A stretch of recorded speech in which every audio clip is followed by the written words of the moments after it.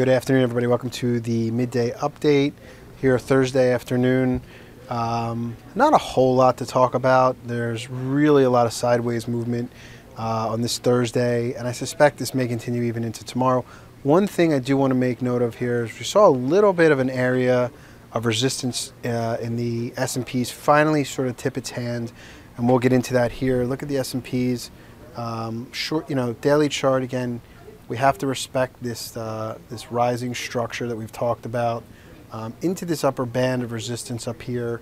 Also, we have these prior highs that market has to contend with of resistance. So, in this general area, there's going to be a lot of resistance the market probably is going to have to battle. So, in order for this rally to continue, I anticipate either a pullback in the days ahead, or some sideways basing couple days, if not a week of contraction before the buyers really step in and aggressively take us higher.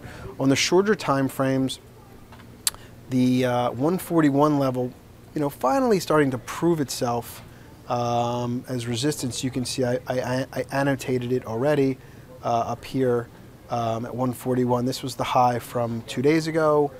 We retested that high early this morning, and we were met with a pretty strong wave of selling from that level.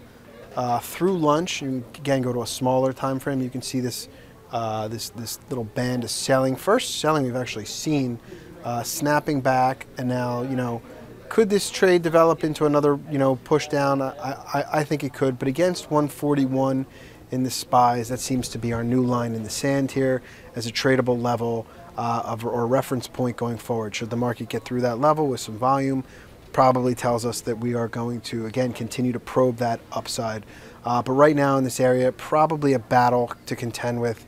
Definitely an area of resistance that we saw tip its hand earlier in the day, and now we'll watch today's afternoon trade into tomorrow to see if that presents itself as any significant area of resistance, which we haven't seen overall.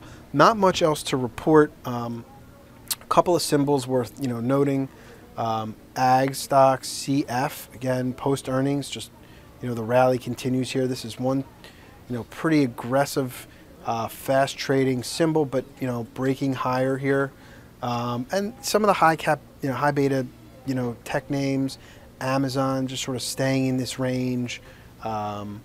Google on the higher end, but not really much going on intraday. You can see here, I'll remove this, pretty much where it opens so far for the, today. Apple, another one, went ex-dividend, basically, flat on the day for the most part, up a little bit.